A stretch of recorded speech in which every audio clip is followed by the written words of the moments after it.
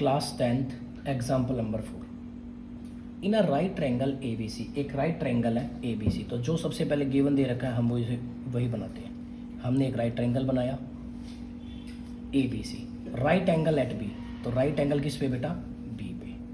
Triangle क्या है? A B C. तो ए यहाँ ले लेते हैं, बी या सी, आप नाम कुछ भी ले सकते हो। If tan a is equal to 1, हमें गिवन क्या दिया है? tan a is equal to 1। अब हम 1 के नीचे 1 लिख देते हैं, क्या कोई बेटा फर्क पड़ेगा? कोई भी फर्क नहीं पड़ेगा। और tan हमारे पास क्या होता है बेटा? सबसे पहले हमें एंगल क्या दे रखा है? हमें क्या देखना है? एंगल भी देखना है। हमें दे रखा है tan a, और एंगल के सामने वाली साइड हमारे पास हमेशा क्या होती है बेटा?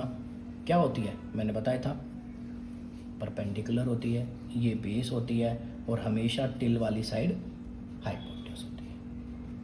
tan क्या होता है हमारे लिए? अगर मैंने तुम्हें एक टेबल बताई थी, अगर याद की हो, तो वो क्या होती है? Perpendicular upon base. Perpendicular upon base. तो परपेंडिकुलर क्या है हमारे लिए यहाँ पे बेटा? B C. बेस क्या है हमारे लिए बेटा? A B. हाँ जी, ठीक है। अब ए बी की वैल्यू जो है और बी सी की, तो दोनों की दोनों कितनी है बेटा? 1 है।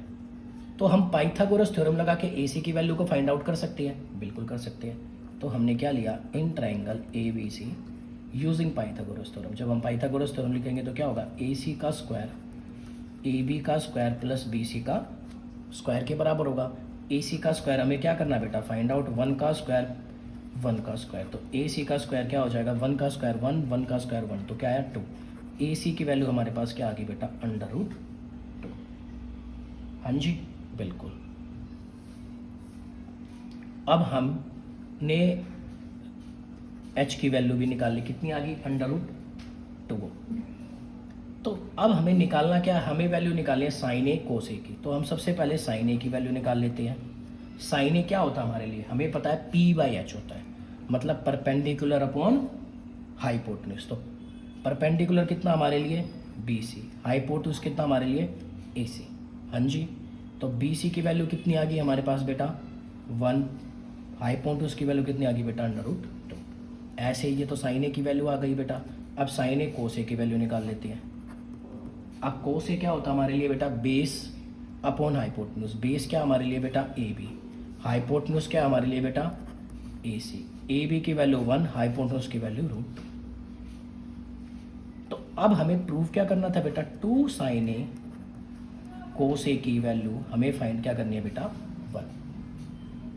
2 साइन ए की वैल्यू क्या आ गई हमारे लिए? 1/√2। कोस ए की वैल्यू क्या आ गई हमारे लिए? 1/√2 इज इक्वल टू 1। √2 कितना होता है बेटा? 2 होता है। तो 2/2 इज इक्वल टू 1। 2 से 2 कटा, 1 1। तो हमारे LHS इक्वल टू RHS आ गई। आपने देखा होगा बहुत ईजी क्वेश्चन है। तो आप दोबारा से रिपीट कर देता हूँ। Right triangle A B C, right angle at B, right angle P पे है। tan ए की वैल्यू हमें क्या दे रखी है? 1। तो हमने 1/1, तो उससे तो कोई फ़र्क होगा नहीं। tan ए होता क्या हमारे लिए? हमारे पास BC/AB। तो हमने पाइथागोरस थ्योरम लगा ली, उससे हमने AC की वैल्यू को फाइंड आउट कर लिया। तो साइन ए कोस ए की वैल्यू हमने निकाल ली, उसको वैल्यू को हमने इस जो हमें प्रूव करना था उसमें हमने वैल्यू को पुट कर दिया।